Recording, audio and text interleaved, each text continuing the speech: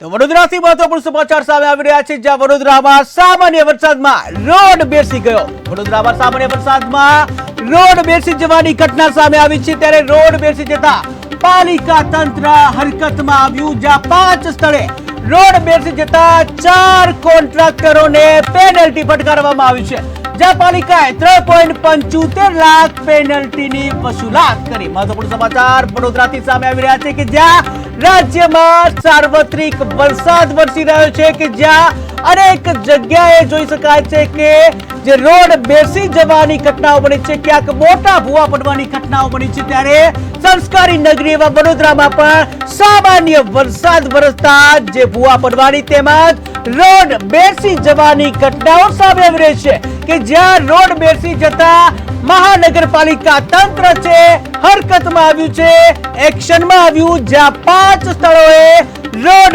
બેસી જતા 4 કોન્ટ્રાક્ટરોને પેનલ્ટી ફટકારવામાં આવી છે, જ્યાં પાલિકાએ 3.75 લાખ પેનલ્ટીની વસૂલાત કરી.